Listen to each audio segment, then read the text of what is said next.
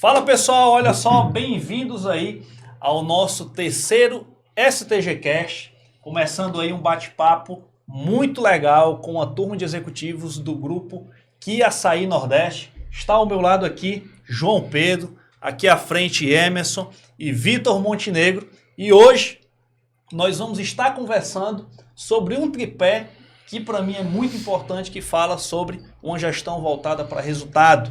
E nós vamos conversar um pouco sobre estratégia, cultura e liderança. Acreditamos que esse seja o tripé do sucesso empresarial.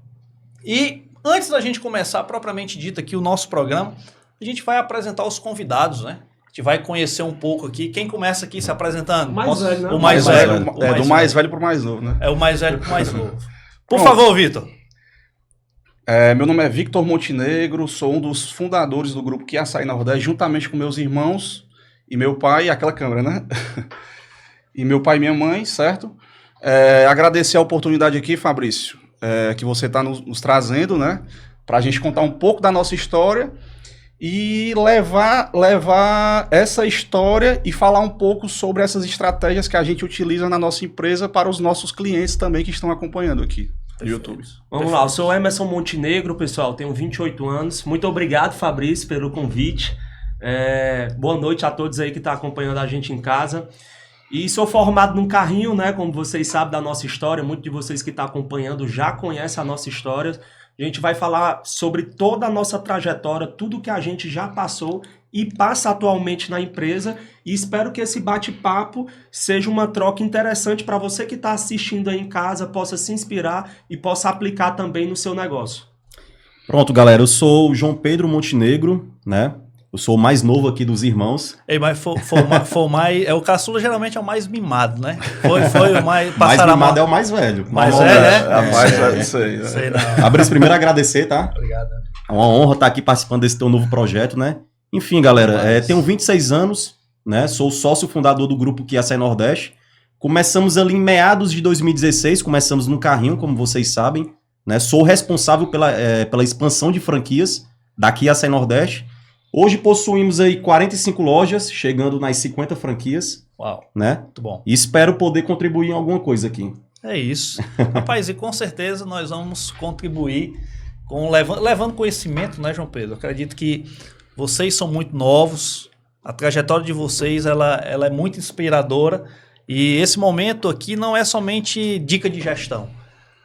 Porque dica a gente vê num livro, né, Vitor? Dica a gente vai ali, estuda um relatório e vê. ChatGPT hoje em dia, né? ChatGPT, mas eu acredito que a grande sacada aqui é entender de como vocês começaram e o que é que ocasionou todo esse sucesso do grupo Kia Açaí.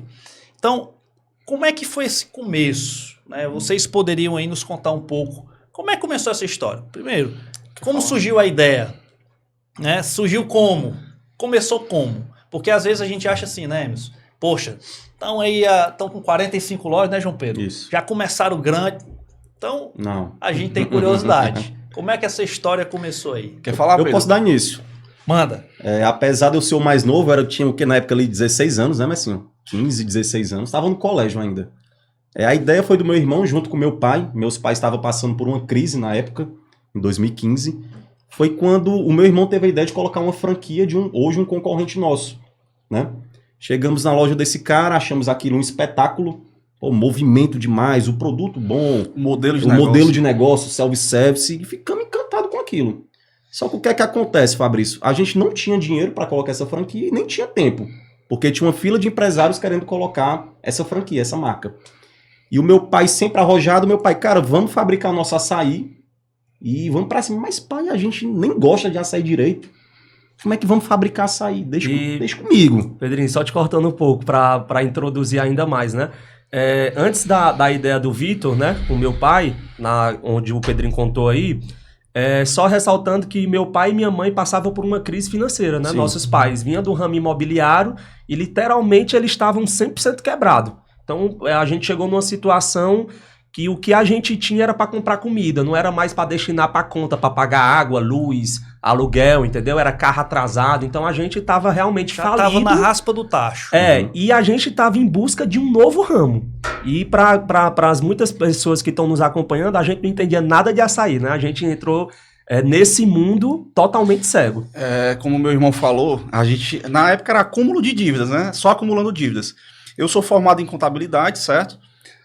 Me formei na faculdade ali, Lourenço Filho. Vizinho à faculdade tinha um pontinho de açaí. Isso em 2014, 2013, por aí. Então eu já conhecia... Na Parangaba ali era? Não, no centro. No centro. Isso. Aí eu já conhecia o produto, só que ele não era vendido da forma que é hoje. Era aquela vitamina de açaí.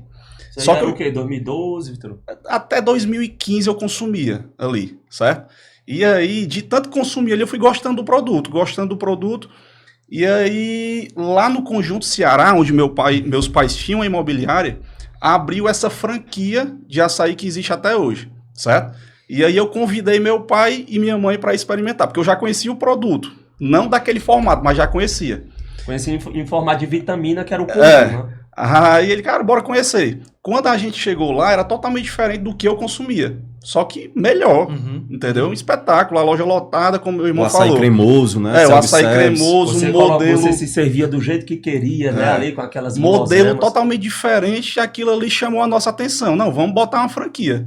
Só que aí o Pedro pode continuar, né, Pedro? Não tinha dinheiro pra colocar essa franquia. Tinha ideia, mas não tinha Aí, dinheiro. pai, cara, vamos pra cima, vamos fabricar o nosso produto. É o que meu pai fazia. Ele ia em várias lojas dessa franqueadora e entrevistava os funcionários. Ele, cara, o que é que vai nesse açaí? Esse açaí é muito bom. Aí um funcionário falava assim, cara, eu sei que vai açúcar. O outro falava, cara, vai liga neutra, vai um pouquinho de xarope. Aí meu pai foi montando quebra-cabeça e começou a fazer testes em casa. Resumindo, foi 6 meses fazendo testes. Quando chegou que a gente fala que a fórmula perfeita. Depois de 6 meses fazendo esses testes, chegamos no açaí que você conhece hoje, que é o que é Açaí Nordeste.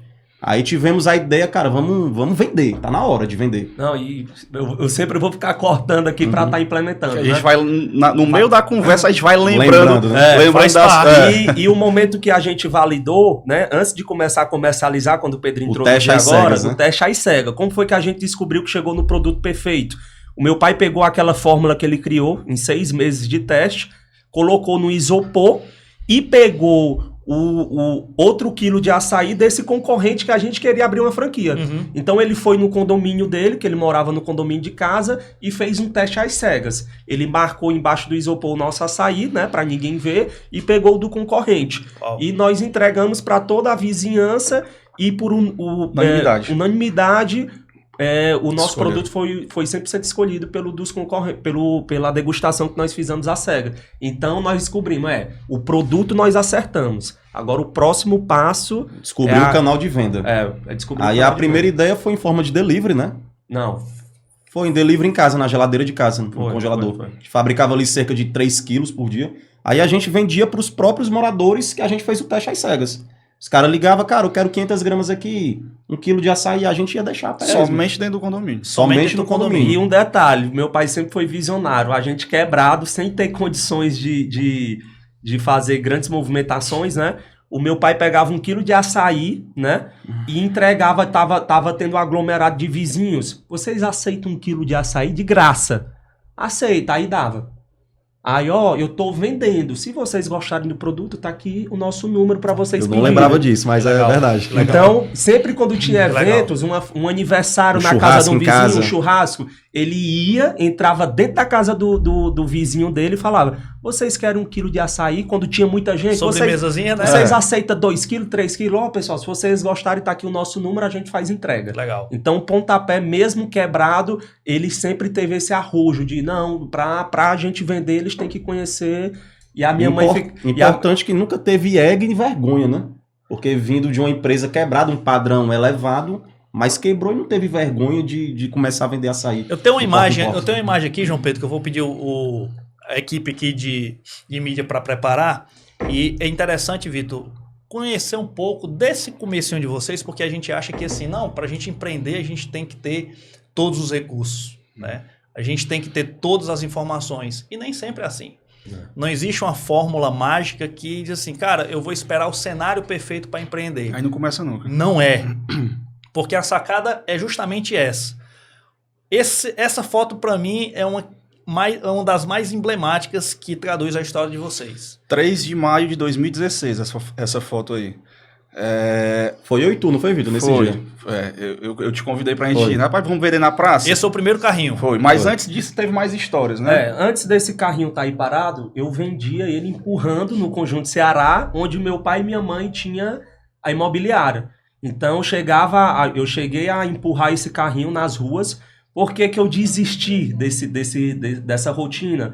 Porque como era empurrando, então tinha muita ondulação da pista, Sim. tinha lombadas, tinha buraco, Sim. e o copo acabava virando, melava o carrinho todo. Sim. E não, vamos focar só no delivery, o carrinho Como não se deu fosse certo. um vendedor de picolé. Como se fosse Era. um vendedor de picolé. Só que, Mais ou menos isso. como era um copo cheio, acabava derrubando o copo na movimentação do translado e eu perdia produto. Aí a consistência do produto eu vendia O açaí durante o ficava dia. mole, né? O açaí ficava mole, então eu tinha que levar ele duro. O primeiro cliente que comprava o copo duro demais. E o último cliente que Mole comprava demais. mole demais. Então a gente tinha essa Perdia a dificuldade. qualidade. Perdia a qualidade do produto. E esse carrinho, qual era essa praça aí? Maraponga, da MRV. Pracinha da Praça da Maraponga, MRV na Maraponga. Da MRV. Pedrinho, faz a introdução de como a gente chegou aí. Até chegar na Praça da Que MRV. teve a moça lá que vendia. Foi, sim. Tu conta melhor essa história. Pronto. Tu Vamos conta lá. melhor. Como foi que a gente chegou aí nesse dia aí, 3 de maio de 3 de maio de 2016. 2016, Fabrício. Como eu desisti de empurrar o carrinho nas ruas do Conjunto Ceará por conta dessa dificuldade com o produto, vamos focar só na venda de delivery. Então, continuamos o trabalho do delivery no condomínio do meu pai, nas ruas adjacentes e nos shops também. Tinha o Maraponga Martimoda e tudo mais. E um belo dia inaugurou essa praça. Essa praça hoje é arrodeada de vários condomínios. Na época não tinha, era só a praça. Mas como a praça é muito grande, ela acabou se tornando um ponto de atração para a população ali do bairro. Então ela lotou. E nessas lotações foram ambulantes, e uma das ambulantes, das primeiras ambulantes, foi uma cliente nossa, do delivery. Ela foi vender pratinho, bolo, comidas típicas, né, regionais. E ela fez a proposta. Emerson, com meu pai, né?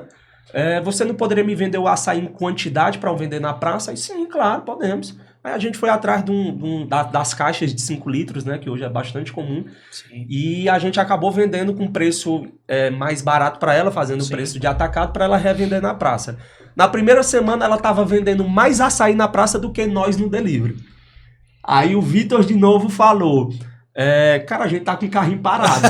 A mulher vende, o foco dela é pratinho em bolo. Ela tá vendendo mais o nosso açaí do que a gente tá vendendo no delivery. Vamos colocar na praça.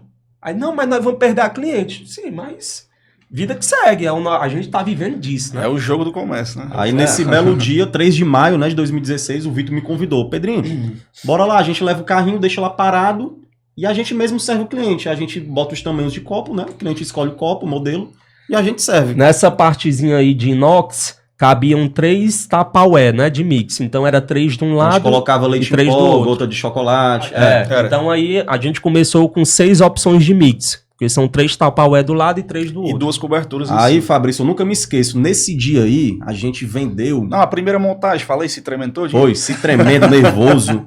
Nesse primeiro dia, faturamos R$150. Aí eu liguei pro pai, na época eu tinha 16 anos, moleque, né? Não entendia muito. Pai, tamo rico. Vendemos R$150. Aí o pai, porra, meu filho. Desculpa a palavra. Meu filho, leva amanhã. Aí no outro dia levamos, vendemos 200. No outro dia, 250, 300. Legal. Na próxima foto que vai vir aí, que foi ali em julho, mais ou Pode ser? menos. Passa a segunda foto. Olha aí. A primeira foto foi em maio de 2016, essa foto foi em julho. Nessa foto aí a gente tava faturando 30 mil por mês. Uau. Ei, já tinha pelo menos uma sombrinha, né? Já. Tinha um sombrinha, tinha outra mesinha ali, Todo mundo Tava estruturando já o fardado, negócio. todo mundo fardado. luva, copo personalizado, boné. farda, boné, organização da barraca. Muito bom, Brita que a gente colocava, né, também. Ah, muito bom. E tem a terceira foto, não tem? Por favor. Terceira foto já é mais recente, né? De vocês aí essa é a atual. voltando às origens, né?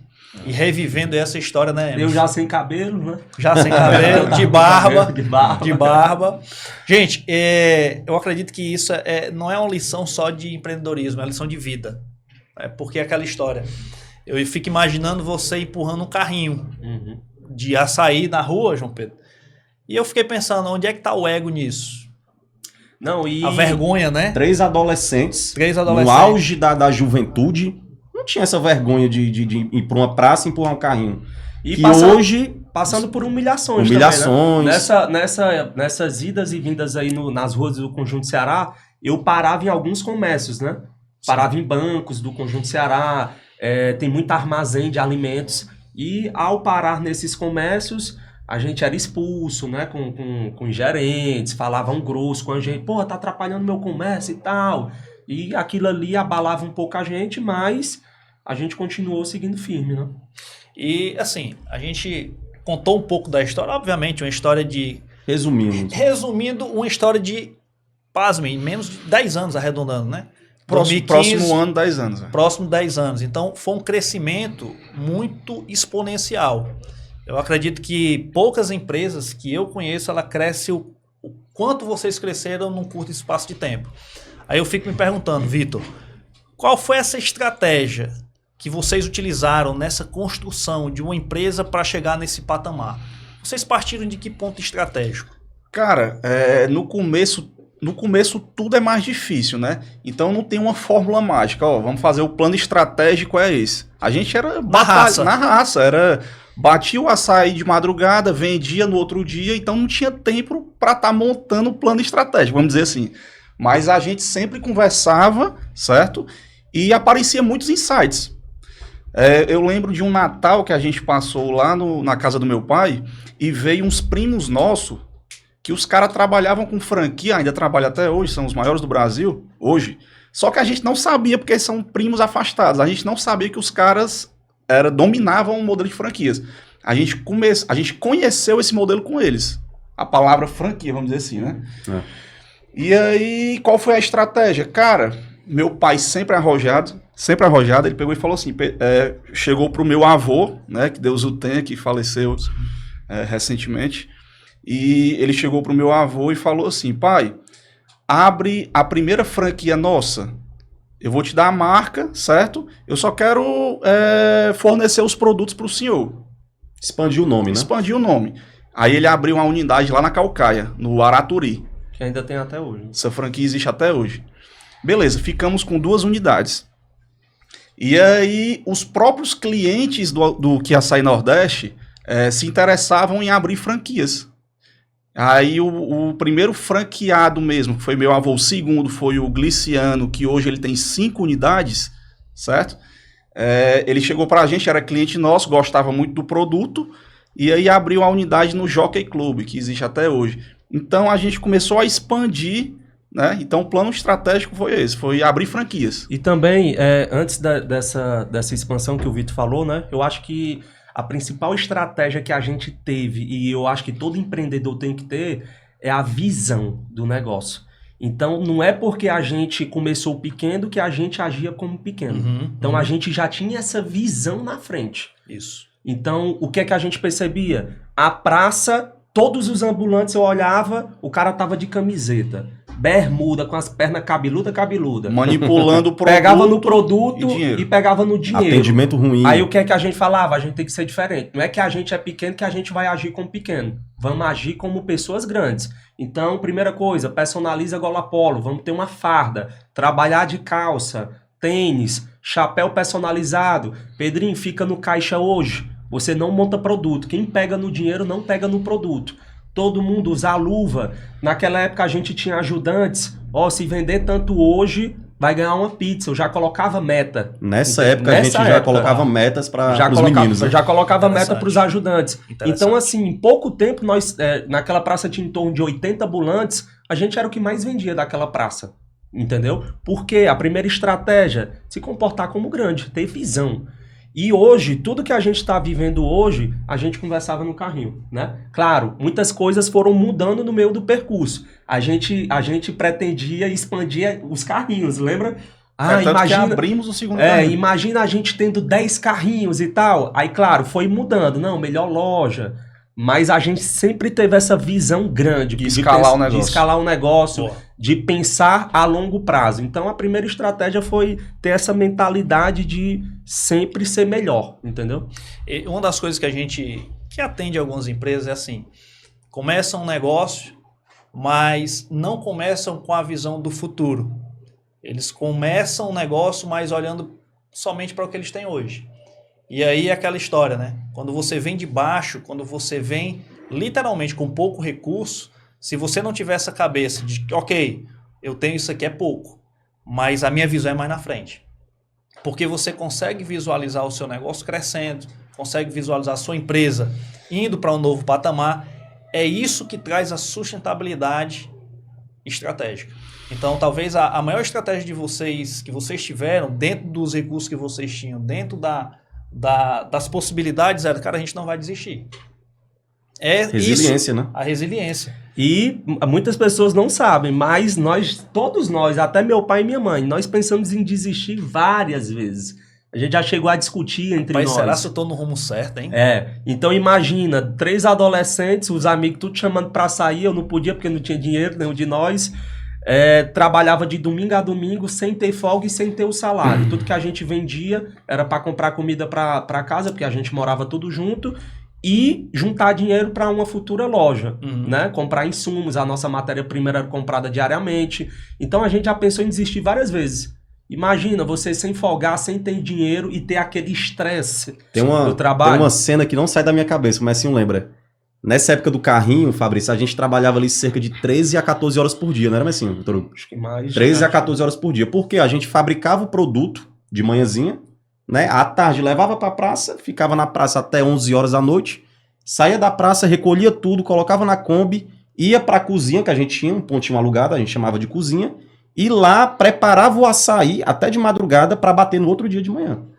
Aí nesse belo dia, eu tava com febre, muito doente, corpo mole, e muito cansado. Aí chegamos na cozinha, era meia-noite pra descascar açaí, que a gente chama de descascar. E eu, muito debilitado, olhei pro Messinho. Messinho, o que é que a gente tá fazendo da vida? Com os olhos cheios d'água. Ô Messinho, sei não. Sei não, ô Messinho. Mas o Messi Pedrinho, o que é que a gente vai fazer, cara? A gente só sabe vender açaí. Vamos pra cima, tem que fazer dar certo. Tem que fazer dar certo. E nesse dia eu pensei em desistir. Doente, jovem, cansado demais. Entendeu? Rapaz, E aquela vez que a gente estava sentado também, em volta do carrinho, conversando, né? Às vezes o movimento estava fraco, a gente ficava conversando. Aí a gente comprava quantos sacos de açaí por semana, na época? Era 1, 2 Acho sacos. que era 1 ou 2 sacos no máximo. Cada saco vem 40 quilos. E aí a gente ficava conversando. Cara, tu imagina quando a gente vai comprando 10 sacos por mês, né? Por semana, né? Por 10 sacos por semana. Cara, isso aí... Ei, peraí que eu vou chegar nesse ponto aí. Agora, deixa eu perguntar uma coisa a vocês. A gente sabe que o mercado de açaí, ele popularizou muito, principalmente nos últimos anos para cá. Como é que vocês lidam com essa concorrência, essa mudança de mercado? Como é que vocês adaptaram essa estratégia para essa concorrência que a gente sabe que existe, né? E como é que vocês lidam com isso no dia a dia? Cara, a gente começou nesse ramo de açaí, a primeira unidade que a gente tem, que é a Matriz, que é a da Maraponga, a gente já iniciou no meio da concorrência. Entendeu? Eu lembro que meu pai queria colocar num ponto mais barato, mais escondido, e aí ele passando pela avenida, ele verificou esse ponto que é hoje e pediu minha opinião, né? Vitor, o que é que tu acha? Eu falei, cara, pai, muito bom ponto. Quanto é? Na época pra nós era caro, certo? Na época o aluguel era caro. Eu falei, não, mas aluga, porque esse ponto aqui vai dar certo. Era no meio dos 2 maiores concorrentes. Concorrente A, concorrente B. E o concorrente A era o que a gente ia ser franqueado no início. Caramba. Era o mesmo A gente concorrente. abriu no meio dos 2, certo? Qual era a estratégia do pai? Abria mais cedo que eles e fechava mais tarde. Para pegar os clientes que iam atrás de comer açaí, não tinha opção. Então a gente pescava os clientes. Porque a gente tinha certeza que se a gente pescasse o cliente dos concorrentes, a gente ganhava o cliente. Porque o produto é muito melhor, o nosso produto. Produto e o atendimento. E o atendimento. Então a gente tinha que bolar estratégia para pescar esse cliente, porque a nossa loja é pequena, a Matriz, os concorrentes enorme, nome. Cara, o que é que a gente tem que fazer? Meu pai, cara, vamos abrir mais cedo e fechar mais tarde. Porque, vamos supor, fecha 10 horas. O cara tá vindo de uma festa, passou ali no concorrente, tá fechado, mas tem um açaí ali. Vamos lá. Aí provava o nosso açaí, mas assim, até brinca, virava um zumbi. Viciava no produto. Tem até Então, e falando de concorrência, né? O Pedrinho explica muito isso quando ele vai vender uma franquia, que a concorrência acaba ajudando, né, Pedrinho? ajuda demais. Explica aí um pouco. Porque é o paradoxo de escolha, né? Você deve conhecer. Quando você tem um concorrente, vamos supor, gosto de citar o exemplo da máquina de refrigerante. Tu tem uma máquina de Coca-Cola numa faculdade, só tem ela. Vamos supor que tu venda 100 latas nela por dia. Só tem ela de concorrente, só tem ela de máquina de refrigerante. Vamos supor que eu coloco uma Pepsi, uma máquina de Pepsi do lado. Tu acha que cada máquina vai vender quantas por dia? Provavelmente 50-50, né? Vai dividir. Não. Cada máquina vai vender 200 latas por dia. Por quê? Paradoxo de escolha. Quando o cliente chega lá na máquina, na faculdade, e só tem a Coca-Cola, ele vai fazer essa pergunta. Cara, eu quero tomar um refrigerante ou não? Ele vai colocar o não como resposta também. Mas quando tem um concorrente, a Pepsi, a pergunta dele muda. Cara, eu quero tomar uma Coca ou uma Pepsi? Perfeito. Entendeu? Então é o paradoxo de escolha. Então o faturamento das duas aumenta. Então é por isso que a concorrência ajuda. Muito bom. E um dos pontos, né, uma das estratégias que nós utilizamos no início, que foi a sua pergunta, foi justamente o que a gente podia fazer para ganhar cada vez mais clientes, né? O que é que a concorrência não tem? E as primeiras lojas de açaí, quando inauguraram, eles focaram muito nos produtos do Pará. Então o cara lá tinha o açaí e o creme de cupuaçu. Nós fomos a primeira marca aqui de Fortaleza a diversificar as opções de cremes. Então, tu tem açaí, cupuaçu, pois eu vou criar um ninho, vou criar um morango, eu vou criar o avelã. Então, eu acho que a gente foi a marca pioneira aqui em Fortaleza a ter mais de 10 opções de cremes no freezer. Então, isso bem no começo, aí, né? porque o açaí estava se popularizando, ainda ele não tinha a força que tem hoje. Então, qual era o pensamento? Mas pra galera que não gosta de açaí, vamos criar um morango para pegar a criança. Vamos fazer um creme de chocolate. Vamos fazer um creme de paçoquita.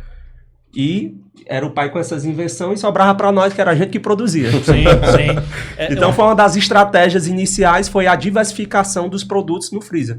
Era um tópico que eu ia já tocar, Emerson, mas assim, uma coisa que eu sinalizo. Cara, não vamos ter medo de concorrência. Concorrência faz bem, né? Concorrência faz bem. Por que a concorrência faz bem? E para mim é muito claro, na fala de vocês, a gente tem o melhor produto, a gente tem o melhor atendimento. Porque se vocês já têm internalizado esse conceito dentro do negócio de vocês, dentro da cultura, que a gente vai já conversar um pouco sobre, a gente faz diferença. Então, quando você tem a convicção de que tem um bom produto, tem um bom serviço e não tem medo da concorrência, você acredita no valor que você entrega para o seu cliente. Então, quando a gente tem essa convicção de que o valor que eu entrego não é um açaí, é uma experiência diferente que meu cliente até então não teve, porque se ele tiver, a mágica acontece para que o meu produto ele seja referência no mercado. E você é prova viva, né, Fabrício? Você já experimentou o nosso Mas açaí? eu já experimentei e tenho fé que vou já experimentar daqui a Chegou pouco. lá, hein? Daqui a pouco. Rapaz. Daqui a pouco. Né? Daqui a pouco. Então, quando a gente olha para essa parte de estratégia, Emerson, e aí eu faço uma pergunta, qual foi a estratégia assim? Cara, isso aqui pra gente foi um dos cases de sucesso, essa estratégia aqui foi o que fez romper. Você fala... Dentro do nosso Dentro do negócio. Dentro do segmento? negócio, dentro do segmento. Cara, a gente Açaí pode falar do Náticos, né? Açaí Náticos. Pronto. Açaí Náticos. Açaí Náticos. Pode falar do Açaí Náticos, com certeza um case de sucesso.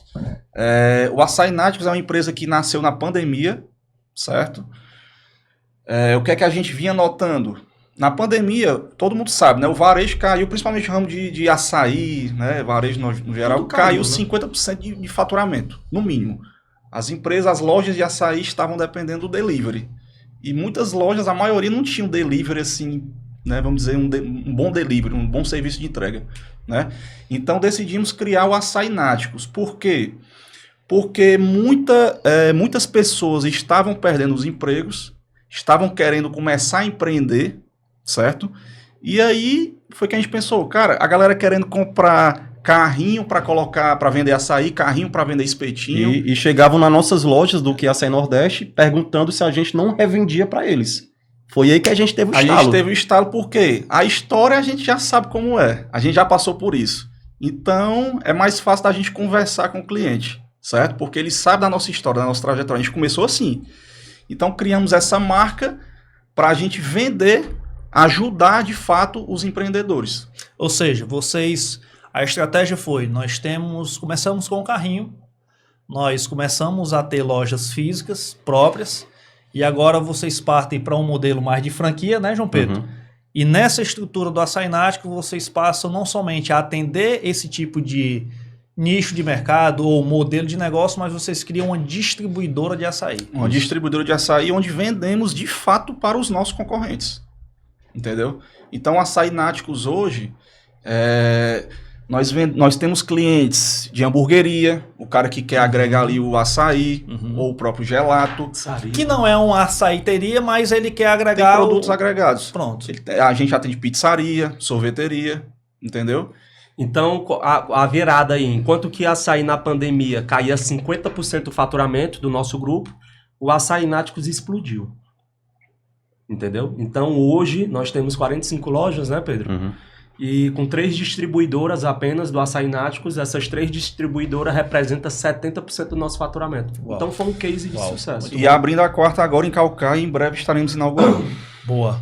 Gente, uma coisa que eu vejo muito comum na história, não somente de vocês, né, mas na história de grandes empreendedores, é que viram oportunidade na escassez. Isso. Porque se você olhar a história, Vitor, de vocês, começaram onde? Na escassez. Em 2015, né, teve uma crise, né, política no Brasil. E agora a pandemia também. Então, as duas grandes molas propulsoras do negócio foram a escassez. E tem gente que na escassez ou desiste ou avança. Sim. E eu acredito que o ambiente mais propício para você ter boas ideias, e isso não é somente casos específicos, não. Grandes empresas multinacionais criaram seus produtos, criaram seus serviços e criaram a sua expansão de negócio na crise. Aí é quando eu costumo dizer, Emerson, é onde a gente separa os empreendedores dos aventureiros. Enquanto uns choram, outros vendem um lenço, né? É aquele velho ditado, né? Então, assim, a crise, ela vem para mostrar quem realmente tá para fazer o negócio acontecer. É onde a gente coloca à prova se a nossa visão de negócio ainda perdura, se a nossa missão de negócio ainda perdura. Porque é muito bom você fazer gestão quando tudo está cooperando. Agora, quando a coisa não coopera, quando o plano não sai como a gente previa, é onde a gente tem que literalmente parar, pensar e dizer assim, existe uma estratégia diferente. E agir. E agir, que foi justamente o Açaí Náticos que vocês criaram, que hoje representam, em termos percentuais e proporcionais, quantos por cento do faturamento do grupo? 70% do faturamento. 70%. De um faturamento representado por um tipo de produto ou de um modelo de negócio que surgiu basicamente há 5 anos atrás, arredondando, é muita coisa. Então, é uma crise que potencializou vocês para esse novo segmento. E dentro da cultura organizacional, para mim, a gente fez alguns trabalhos juntos e a cultura de vocês é muito forte, João Pedro.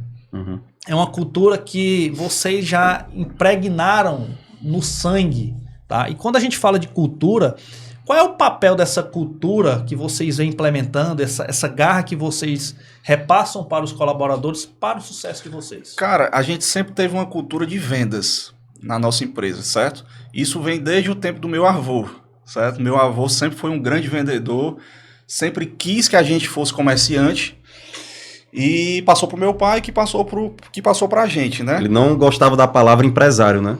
Falava comerciante. Eu sou Comerciante. Então, a gente sempre passa pro colaborador que é, sei lá, serviços gerais até o caixa. A gente passa essa cultura de venda, você tem que atender bem o cliente, né? Você tem que vender o serviço. Nós não vendemos açaí, nós prestamos um bom serviço. A empresa só tem dois setores. O setor de venda e o resto é que ajuda o setor de venda a vender mais. Eu acho que essa é a fórmula do sucesso. E outra cultura que a gente sempre bate na tecla é zero procrastinação. Viu algum problema, resolve na hora. Entendeu? Uma das coisas é, só pegando aqui esse gancho do Vitor, né? E esse gancho que você levantou. A turma diz assim, mas meus setores aqui são muito organizados, tem uns processos, né? Tem os dashboards e tal, PPP, papapá, ótimo, legal, porque aí é maturidade da gestão. Certeza. Mas, gente... Cultura de organização, né? E se não tiver um comercial afiado, se não tiver tiver venda, uma estrutura de venda... Eu gosto de não falar vai se que o retroalimentar, João principal Pedro. pilar de uma empresa é vendas. Se tu não sabe vender, tu nem começa o negócio. Isso. Então não tem sentido. O principal pilar é vendas, cara. Isso. Primeiro você aprende a vender para depois você organizar Isso. e estruturar o seu negócio. Isso, porque é aquela história, né? Eu monto a minha estratégia de venda e os processos eles vão sendo moldados dentro dessa estratégia. Porque como é que eu monto um processo para vender? Não, primeiro você define a sua estratégia comercial e a estrutura que vem dando esse suporte, ela tem que estar muito bem alicerçada. E empresas pecam porque não tem esse planejamento comercial muito bem desenvolvido. Ok, talvez vocês não tiveram as melhores metodologias na época, né? Para pensar no planejamento comercial, mas o fato é, Emerson, essa cultura de vendas dentro da estrutura de negócio de vocês, ela é muito forte. E eu vejo muitos amigos, né, que têm uma empresa e eles falam assim, cara, eu não vou expandir porque ainda eu sinto que eu tenho que organizar mais meu financeiro, eu sinto que ainda eu tenho que colocar um RH. Cara, tu tem que focar em vender. Isso. Se não tiver venda, não tem empresa, não tem funcionário, não tem RH, não tem Consultoria. não tem consultoria. Isso. Então, primeiro tu vende para depois tu organizar. Então, você que está começando, você que tem uma loja de açaí, tá começando uma cargueira, que a gente tem clientes que vendem açaí numa cargueira, foque em vender mais. Se você não vender, você não tem um negócio grande, você não consegue prosperar. A gente só consegue seguir adiante com o volume de venda, que foi a nossa principal estratégia. E as pessoas têm aquele estigma, né? Poxa, eu primeiro me organizo para crescer. Eu sou do adepto do seguinte, a gente cresce, gera aquele caos, o desconforto, porque se você vende mais, a turma que está no back-office ali, a retaguarda, ela tem que ir acompanhando o ritmo. Porque o que é que adianta a gente montar um RH, João Pedro? O que é que adianta a gente montar um financeiro, mas se a venda não retroalimenta? Então, a estratégia, a ponta da lança faz o planejamento comercial, monta a estratégia e a turma do back-office, né, essa turma de apoio, ela vai organizando o meio de campo. Porque senão a gente não tem o impulsionamento de resultado como vocês têm. E pegando a parte de vendas, né? Como é que essa cultura influencia ou vem influenciando, e acredito que vai continuar influenciando, na estratégia de vocês? Ok, a gente chegou até aqui e a gente pensou em novas estratégias. Como é que vocês inserem essa cultura de dizer assim, a gente tem que pensar em novas estratégias, a gente tem que ir para cima, e não só aqui vocês que são um grupo executivo. Como é que vocês fazem isso para a base de vocês, para criar essa cultura de sempre estar pensando e inovando? Eu acho que, Fabrício, além de... tem muito empresário que ele é bom em discurso com o colaborador, né? Pessoal, nós vamos crescer e tal. Beleza, você tem que vender um projeto para o colaborador. Pessoal, nós vamos ser o maior do Brasil, nós vamos... vou ter carga aqui que vai ter empregados ganhando 20, 30 mil. Você tem que vender esse sonho. Mas não só vender, fazer acontecer. Que é o que a gente faz bem. Eu tenho hoje serviços que começou comigo lavando balde. Pessoa que começou lavando balde. E hoje é um gerente de uma loja que ganha super bem. Entendeu? Hoje ele é um administrador de loja. É o meu gerente de uma das minhas distribuidoras. Então eu tenho vários exemplos que nem esse. Então, além da gente vender um projeto para os nossos colaboradores, que hoje são em torno de 150, a gente faz acontecer. Por que que isso é importante? A galera que está na base está falando, tá vendo o coleguinha subir de carga e pensando, poxa, aqui tem oportunidade e eu estou ficando para trás. O que é que eu vou fazer para mudar aqui dentro da empresa? Então, acaba instigando outros colaboradores a subir de nível para acompanhar a nossa empresa. Sim. Então, não adianta só vender um sonho, um projeto. Você tem que vender, mas fazer acontecer. Eu acho que isso é de suma importância. Tirar do papel, né? É de suma importância para a nossa empresa estar sempre evoluindo e estar tendo uma cultura forte. Sim. Entendeu? Porque a galera tá vendo o projeto, tá vendo acontecer e a gente tá sempre seguindo em frente, né? João Pedro, completa aí. Eu acho que cultura...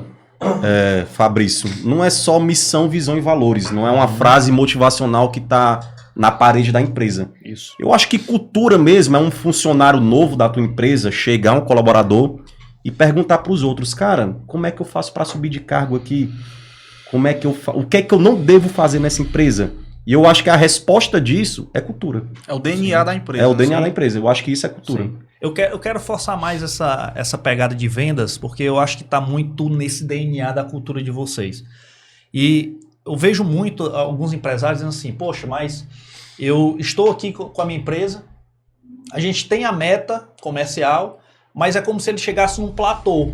Tipo assim, eles não conseguem romper para gerar um maior faturamento, para ter melhores resultados e assim consequentemente. Parece assim, Emerson, que ele vai chegando, mas chega no nível que eu não sei se é receio de crescer ou se é o receio de errar. Qual é o conselho ou qual é a dica que você dá? Dizer, ok, nossa meta, por exemplo, é faturar X. Como é que vocês adaptam uma nova meta para estar sempre superando os resultados financeiros de faturamento comercial de vocês? Cara, as metas... Nosso vendedor é aquela coisa, o céu é o limite para ele ganhar. Não tem esse negócio de, travou ali, não. Certo? Não tem um teto, né? Não tem um teto. O que é que a gente faz? A gente sempre pega o faturamento do ano anterior e bota uma expectativa de crescimento para o próximo ano. E a gente vê quais são os meses, a gente dilui nos meses e vê, esse mês aqui vai ser um pouco menos. Porque a gente conhece, a gente que está nesse mercado, a gente conhece. Fevereiro vai ser um pouco mais fraco, março. Então a gente meio que pega esse valor, esse montante e coloca o percentual de crescimento. Funciona basicamente assim. E aí a gente tem um time de vendas, 5 vendedores e tem um supervisor de vendas. Certo? Lembrando que esse nosso time tem treinamentos de forma constante. Por exemplo, o meu time online, ele tem treinamento 4 vezes por mês. Tá? Então, toda semana ele tá em treinamento, porque hoje 60%, 70% do faturamento do Açaí Náticos vem de venda online. Então, eu bato mais pesado no treinamento com essa turma online para sempre estar mantendo ele afiado. Humanizar, né? Humanizar o atendimento, todas as estratégias que a gente já sabe, né? E também com o time de frente de loja. Eu tenho a galera, os vendedores de pista, tem os caixas. E o mais interessante, Fabrício, é o seguinte, eu tenho um grupo de comunicação da empresa, que tá todos os colaboradores de todos os setores, e eu coloco a seguinte frase: pessoal, segunda-feira agora vai ter treinamento de vendas com tema tal. O time de venda é obrigado a participar, não tem escolha, ele é obrigado. Mas todo o setor da empresa tá aberto para quem quiser participar. Lota a sala. Então, lá eu tenho, vamos supor, eu tenho um time de 8 vendedores de pista. Nesse dia vai ser treinamento para vendedores de pista. Tem 30, 40 pessoas no treinamento. Porque tá a galera do estoque, tá a galera... E eles não vão eles vão por vontade própria, tá? A obrigação é só do time de vendas. Mas aí eles querem estar por dentro da empresa, né? Querem saber como é que se vende o produto. Então, às vezes, chega um cliente para mim e fala assim, cara, o que é que vocês fazem com o funcionário de vocês que eu sou tão bem atendida? É porque o meu zelador sabe vender. Se você perguntar ao meu zelador qual é a diferença do meu açaí prêmio, especial e tradicional, ele vai saber te responder. Então, se o cliente faz uma pergunta, tá passando a Valdelice da Copa, que serve o café, e o cliente tira uma dúvida com ela, ela vai saber responder. Justamente porque esse acompanhamento. E é muito comum, às vezes as empresas chegam para mim, Vitor, e dizem assim, cara, mas eu não consigo aumentar o meu faturamento. E eu escuto aquela história. Só que quando eu digo assim, me mostra aí teu plano comercial, como é que tá? E a empresa não tem aquele estruturado. Então, a importância de vocês ter um planejamento comercial. Primeiro, segmento público. Segmentando quais são os produtos ou serviços que vocês oferecem por linhas de produtos e serviços. Se a gente não tiver isso, nós vamos estar dando murro em ponta de faca. Sim. E a gente não rompe, Vitor. A gente não rompe, porque... senão a empresa que não aumenta faturamento tem problema na gestão comercial. Alguma coisa errada. Cara, tem muitos erros que a gente vê que a concorrência faz, né? Exemplo disso. O cara tem um varejo que o público dele é C e D, certo? E aí tem um concorrente, entre aspas, que vende os mesmos produtos, porém da galera A e B. Ele quer pegar uma novidade dessa loja de varejo e colocar na loja dele. Não conversa com o público dele, ele não vai vender. Entendeu? Quer dizer, você tem que entender o seu público-alvo. Você tem que entender o seu público. Rapaz, a gente falou tanto de açaí, cadê esse açaí? Chegou mesmo? Tu pode pegar, chegou? É aqui assim, ao vivo e a cores. E tu gosta, né? E é bom. É viciado. E é bom.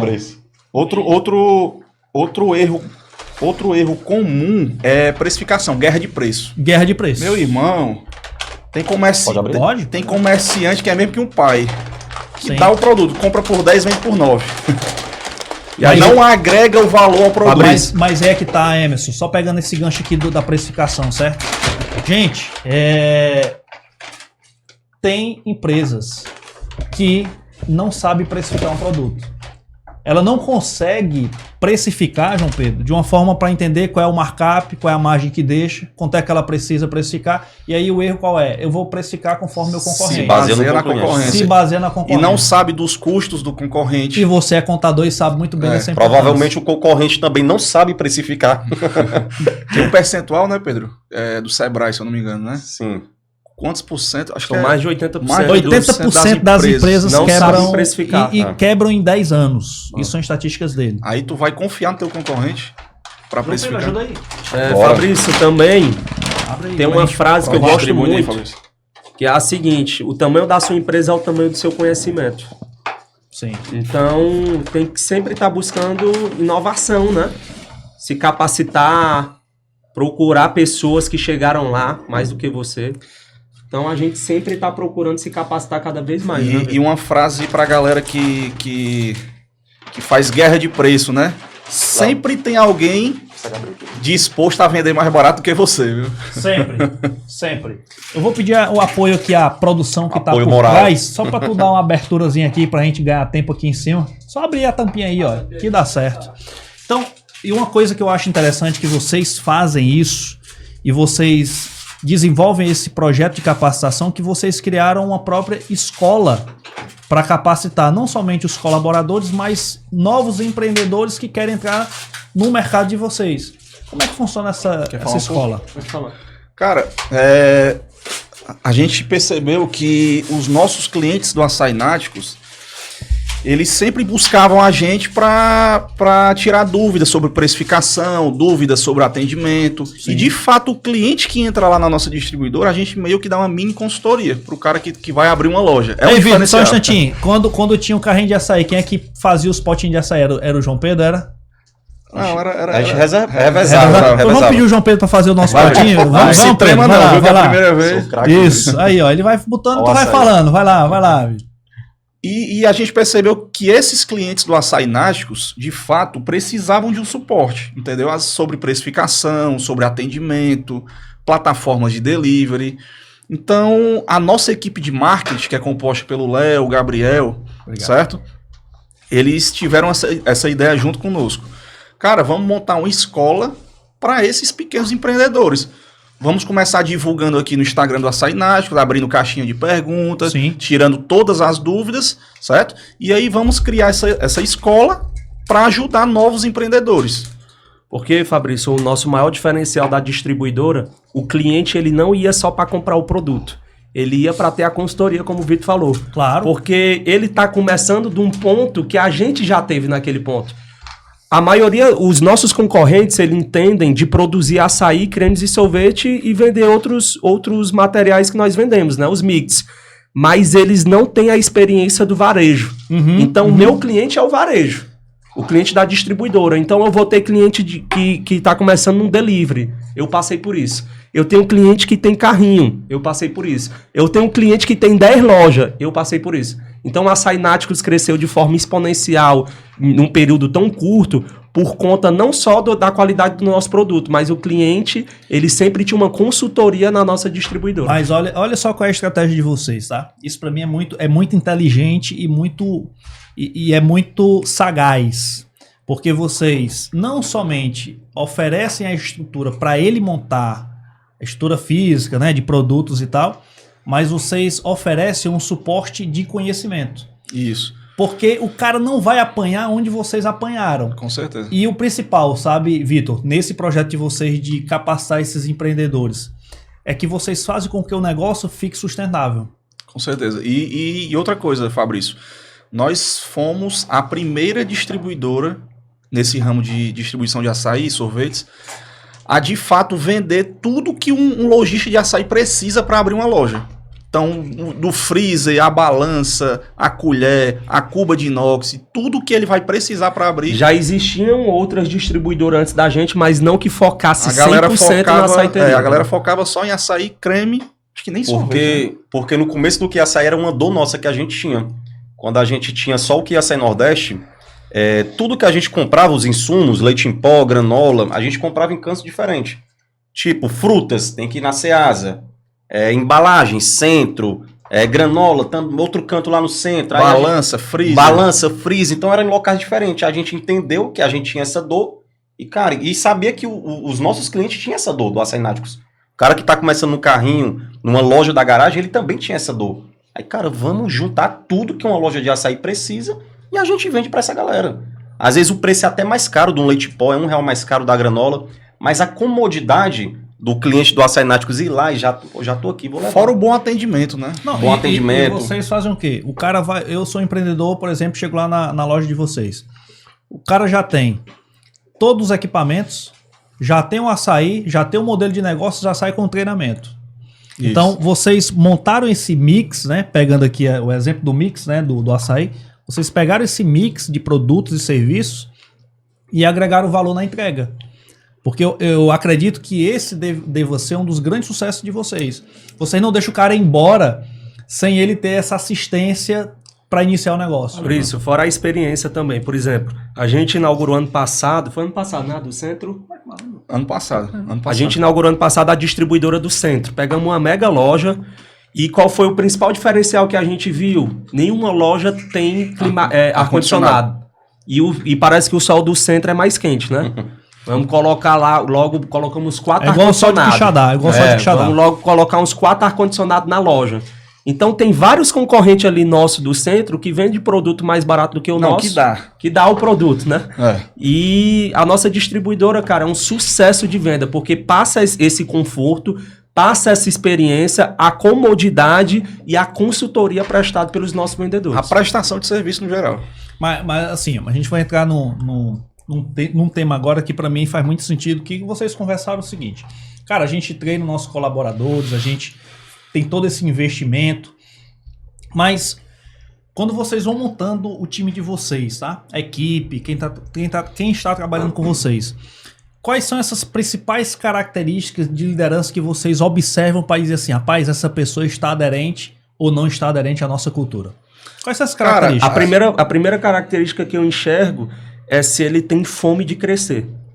E atitude. Se eu ver que é um cara que não tem visão audaciosa, eu não quero ele na liderança. Para mim, eu quero qual é o teu maior sonho?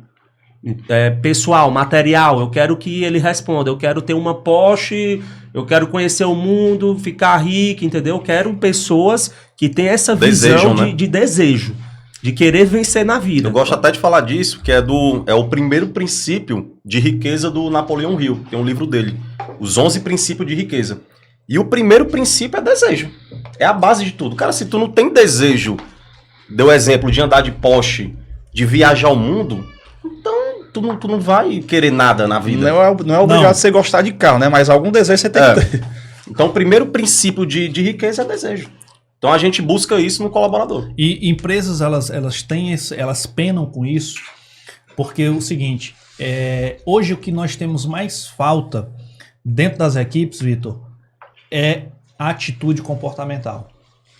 Então, e a atitude comportamental é justamente essa aspiração que você traz para a pessoa dizendo, pai, o que é que essa pessoa quer da vida? O que é que ele almeja como propósito de vida dele? E as empresas, elas estão perdendo essa tração porque existem colaboradores que não estão comprando a visão da empresa. E eu costumo dizer que quando um colaborador não quer, ali você pode dar qualquer incentivo, qualquer meio para ele avançar, mas se ele não quiser, Emerson, ele não vai para frente. Aí qual é a solução para isso, João Pedro? Tá na hora de substituir. Porque só basta uma pessoa que não está aderente a essa cultura de vocês para contaminar todo o restante e dizer assim, rapaz, não vale a pena não.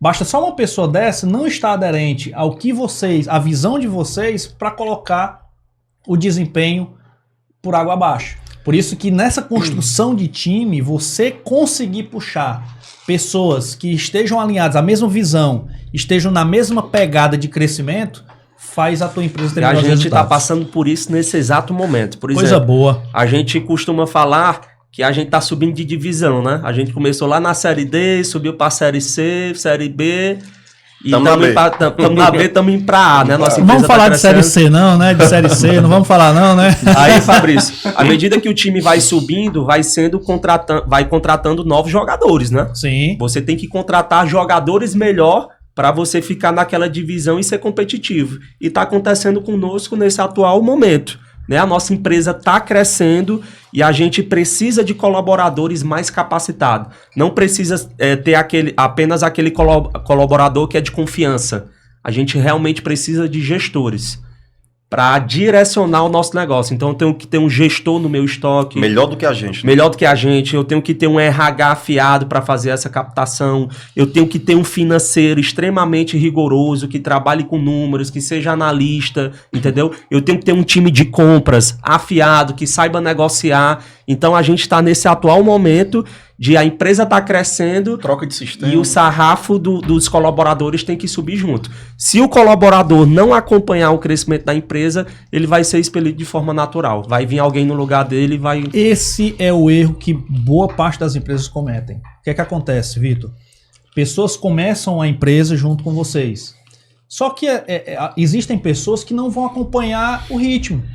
Só que isso vai permeando a empresa de que você fica com aquela pessoa que não está dando desempenho por gratidão. Ah, eu vou ficar com a pessoa por gratidão. Ok, a gente não está aqui pregando a filosofia da ingratidão. Mas é como você falou, time de Série B não joga de Série A. Time de Série C não joga Série B e por aí vai.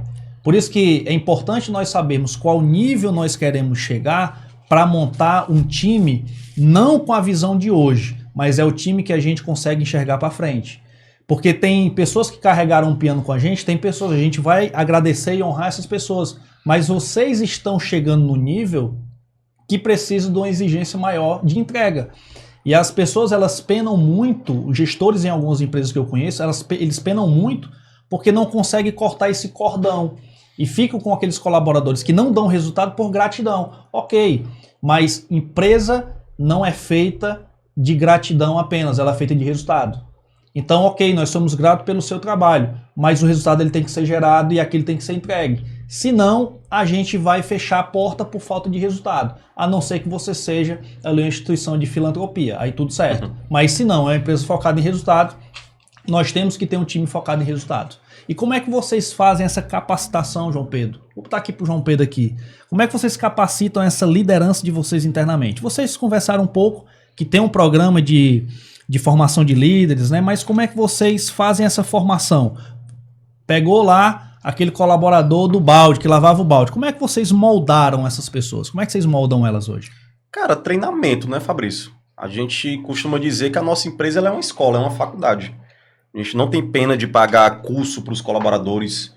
Muito empresário, acho que é o erro da maioria dos empresários, né? Ah, não vou pagar um curso para ele, para capacitar ele, e ele vai sair da minha empresa futuramente. A gente não pensa assim. É bem mais caro deixar ele sem capacidade, né?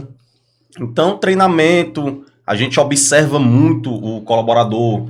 Quando a gente faz reuniões, aquele colaborador que pede a fala, que combate tudo de frente, ou não, acho que isso está errado, se a gente fizer assim é melhor. Sim. Então a gente gosta desse tipo de colaborador. Pronto, e como é que vocês lidam com resistência? Porque é muito comum, né? Às vezes vocês estão ali naquela pegada de crescer e processos têm que ser mudados. Vocês falaram agora, né, Vitor, que estão transicionando de sistema com outros modelos de negócio e sempre há resistência.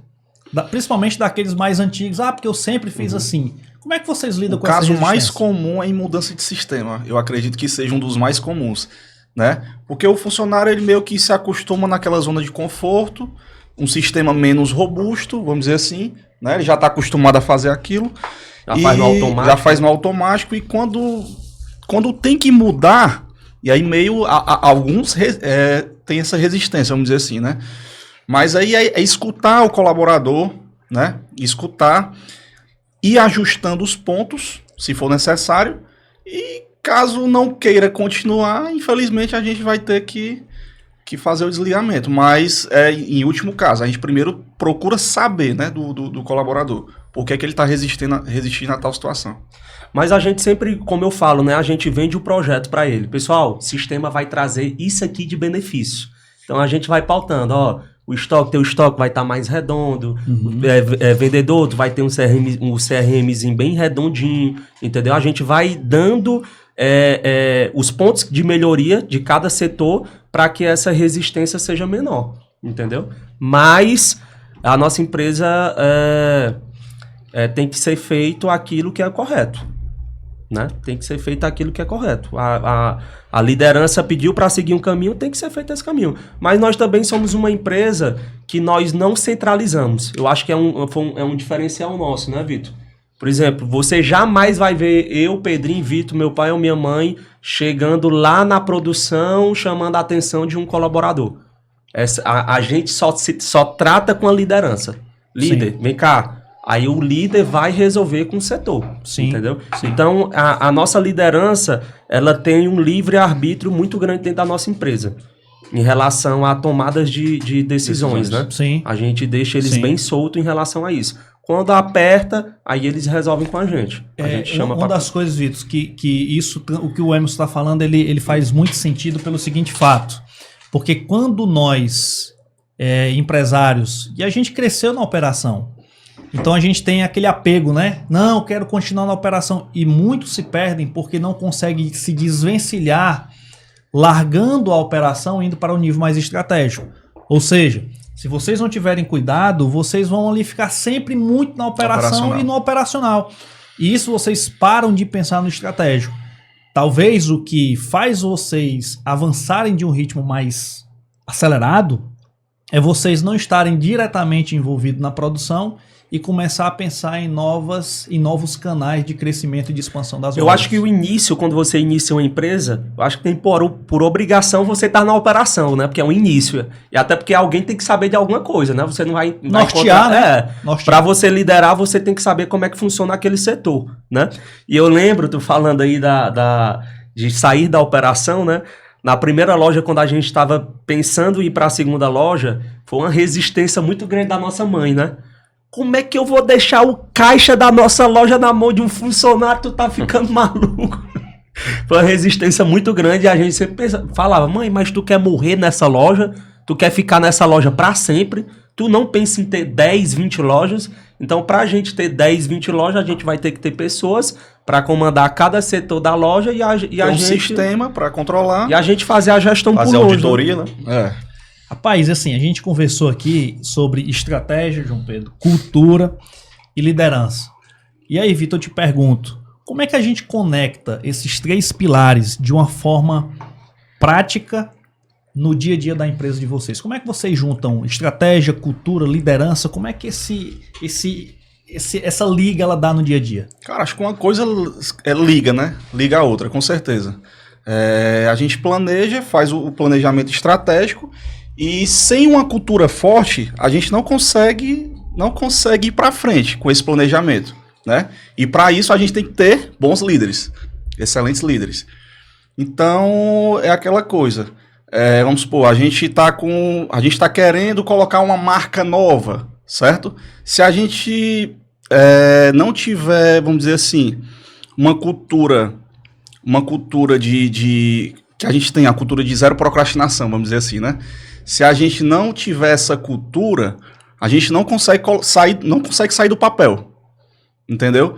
Eu acho que, assim, uma coisa liga a outra, pode-se dizer assim. Tem alguma coisa pra comentar? A nossa cultura é muito online, Fabrício. Tipo assim, cara, tem um problema para resolver dentro da empresa, resolve agora. Nesse minuto, tipo, amanhã eu vou resolver. E a gente age assim, entendeu? Nós líderes, os donos do negócio agem assim. Então a liderança age assim e passa com que o colaborador também age assim. Uma cultura muito forte nossa também traz um problema, mas traga 5 soluções junto com o problema. Então o nosso colaborador ele já tem isso em mente. Antigamente também assim, chegava muito problema para nós. Na nossa sala se batia na porta de 5 minutos. Ei, como eu posso beber água gelada, água fria? Aí o meu amigo, e qual a solução desse problema? Porque se você não tiver a solução, eu vou pro seu lugar. Então é uma cultura muito forte nossa. Cara, traga um problema, mas traga as 5 soluções. Resolva. Então quando alguém bate na nossa porta, assim, aconteceu um problema no caminhão, mas eu tô com esses 4 caminhos aqui para seguir. Qual o caminho melhor que você acha? Aí depois vai por esse aqui. Entendeu? Então foi uma cultura que a gente desenvolveu recentemente, né? Tem 2 anos que a gente tá com essa cultura de, traga o problema, mas traga 5 soluções. Eu vou pedir aqui para a equipe de mídia só colocar naquela segunda foto, pode ser? A gente está se aproximando aqui já dos finalmente do nosso bate-papo e assim, quando a gente pensa em estratégia, cultura e liderança, é um tripé, Vitor, que tem que estar muito bem alinhado. Porque o que é que acontece? Nessa daí, daqui a pouco eu volto para essa foto. Porque o que é que acontece? Se nós temos boas lideranças, se nós temos uma cultura forte, mas se a gente não tem uma estratégia, vai se perder. Se eu tenho uma estratégia, tenho uma cultura, mas não tenho líderes que realmente fazem a máquina funcionar, porque vocês têm a capacidade limitada de vocês. Né? Vocês não têm braço e perna suficiente para tocar toda essa estrutura. A gente vai pecar. Se nós temos estratégia, nós temos liderança, mas não tem uma cultura muito sólida, aí fica aquela zona, aquele caos que ninguém sabe para onde é que está indo e batendo cabeça. Por isso que quando eu vejo estratégia, cultura e liderança, anda juntos, né? Como um tripé que é literalmente a estrutura organizacional de vocês, cara, isso para mim é muito bem alinhado. E eu quero finalizar, e aqui a gente está caminhando para o final do bate-papo. João Pedro, quem é tu aí? É o de boné aqui? No celular, na calculadora. Na calculadora, não é no celular, né? Ali é o Vitor, cadê tu? Eu sou do meio aí. Aqui? Sem barba e de Esse era um colaborador nosso da época, esse da frente. E aí eu vou fazer uma pergunta e vocês veem quem responde, ou os três quiserem responder. Quando vocês olham para essa foto, tá? E vê a trajetória de vocês até aqui, o que é que passa na cabeça de vocês? O momento que você olha para essa foto e diz assim, cara, vejo como nós caminhamos e como nós estamos. Qual é o filme que passa, Vitor? Cara, a gente vê o quanto Deus é bom, porque o tanto que a gente pediu para que a gente de fato crescesse, né? E a gente só tem a crescer. A gente sabe que não parou ainda, entendeu? A gente tá caminhando. Vamos dizer que a gente subiu aí uns... a gente costuma dizer degraus, que, né? De 10 degraus a gente subiu 3, né? Gratidão. O que eu tenho a dizer, Fabrício, aí eu tinha muitos sonhos. E muitos desses sonhos eu consegui realizar, tá? Hoje eu tenho meu apartamento, eu tenho meu carro, eu faço viagens internacionais. Só que hoje eu vejo que muita pessoa que tá abaixo de mim tá com esses mesmos sonhos desse Messinho aí, do Emerson Filho daí, dentro da minha empresa. Então hoje o meu maior propósito é fazer a minha empresa crescer para realizar não só meus sonhos que eu tenho ainda, mas da galera da base, entendeu? Não é só mais o sonho do Messinho, do Vitor Hugo e do Pedrinho. É sonho de 150 pessoas que estão lá na base fazendo a empresa acontecer. E assim, vou fazer um paralelo, tá? A gente conversou aqui, João Pedro, que, poxa, faturamos R$150. Primeiro dia. Hoje vocês faturam milhões. E eu fico olhando assim, Emerson, e digo assim, poxa, como passa o filme das portas que fecharam na sua frente, né? Quantas pessoas, né, Vitor? Muitas vezes zombaram, dizem, rapaz, vamos procurar outro meio de vida, né? Com certeza. Né, João Pedro? Rapaz, João Pedro, tu é novo, vai estudar e tal. Eu já falei isso no meu Instagram. Tem um tio nosso que ele trabalha com a gente hoje, sabe? Ele trabalha com a gente hoje. O Vitor Hugo tinha uma tarde, estava cortando fruta, né? Tava cortando fruta, pra ir pra praça, né? Pra ir pra praça, pra essa praça aí. E eu arrumando o carrinho e tal, com o Pedrinho, aquela finalização. Aí esse nosso tio bateu no ombro dele, ele já era formado em contabilidade e falou assim, ó, macho, tu não tem vergonha não de ser um cara formado e tá cortando fruta pra ir pra uma praça? Tu não tem vergonha não. Mas vai ele trabalhar no teu ele ramo. falou aquilo num tom de brincadeira, né? Mas doeu. Sim. E hoje ele tá com a gente, hoje ele tá com a gente, trabalhou com a gente, é muito gente boa. A gente gosta muito dele. Mas teve essa cena que... Teve várias cenas, né? Teve muitas cenas. Teve a própria cena dele num carrinho lá nas ruas do Conjunto Ceará, sendo realmente humilhado por gerente de Mas banco. teve uma vez que eu caí numa blitz com a Kombi cheia de mercadoria dentro, cheia de banco da praça, o próprio carrinho tava dentro, aí eu fui pegar que é minha esposa hoje, que era minha namorada na época, a Bruna, fui pegar ela na casa dela, aí caí numa blitz, só a Kombi toda irregular, meu amigo, aí pararam lá, eu tive que tirar tudo e fiquei na avenida lá. O João Pedro ainda é o mais novo, né, o caçula, mas eu vou me referir aqui para eles dois, certo, João Pedro? Eu conheço um pouco a história de vocês de perto, E sei que vocês têm 2 filhas lindas, né? E eu acredito que elas vão crescer um dia. E quando elas olharem para vocês, 2... Pedrinho também tem. Pedrinho tem 2 filhos. Tem, não, mas são 2 cachorros, né? São 2 cachorros. 2 filhos, uma filha e uma filha. E a filha, né? E quando elas crescerem, Vitor, Emerson, e o que é que elas vão olhar pro pai dela e dizer assim, o que é que meu pai passou para estar aqui? E eu acredito que essa história que vocês, um dia vocês vão contar para elas com detalhes. E com certeza elas vão olhar e dizer assim, poxa, eu sei de onde eles vieram, né? As 2 priminhas lá conversando, né? E eu acredito que essa história é muito inspiradora, porque é uma história de vida, não é um case somente de gestão. E o que me chama a atenção em vocês, João Pedro, é essa união que vocês têm, Vitor. Tá dentro do mesmo propósito, no bom e no ruim. Na crise e na abundância. Então, sucesso talvez, João Pedro, não tem uma fórmula mágica. A gente não consegue aqui, Emerson, juntar um ingrediente desse do açaí para bater um açaí. Mas pela experiência de vida que a gente tem, é união. Com certeza. Se vocês estiverem dentro dessa mesma perspectiva, desse mesmo canal de prosseguimento, de crescimento e fazer com que as coisas estejam muito bem alinhadas em vocês, entre vocês, dá certo. Tem um ditado que diz assim, sabe, Vitor? Que nenhum reino dividido ele subsiste. O que é que isso quer dizer, Emerson? Onde não há uma convergência de ideias, não estou dizendo que todos têm que ter a mesma ideia, mas se a gente não tem um consenso, um alinhamento, e começa um racha, uma divisão, não subsiste. Então, a grande lição que eu aprendo com vocês é, quer crescer? Estejam unidos. Quer ir longe, Emerson? Estejam unidos. Porque eu conheço empresas que são empresas familiares, que a gente não tem essa união que eu vejo que vocês têm.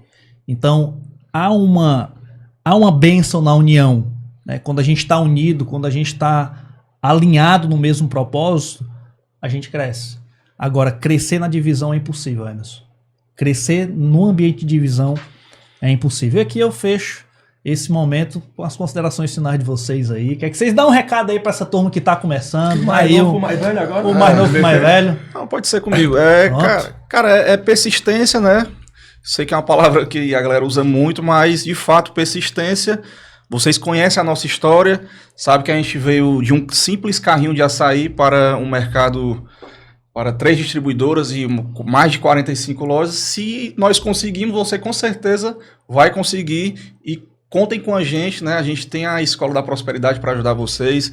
A gente está sempre... Faz o arroba aí, o arroba fazendo da escola. Vídeo, arroba escola da prosperidade.oficial.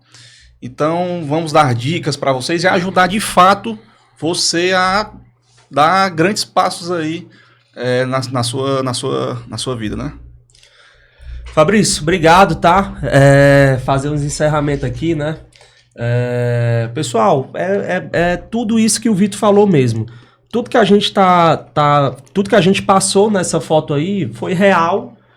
E eu acho que eu, o Vitor e o Pedro não tem nada de melhor do que ninguém do que tá aí do outro lado da câmera, né? Tá em casa aí nos assistindo.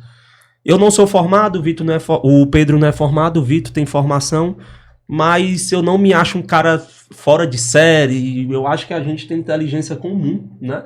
Então, se a gente conseguiu, eu acho que qualquer pessoa tem condição de conseguir. Claro, eu acho que a gente tem sorte também.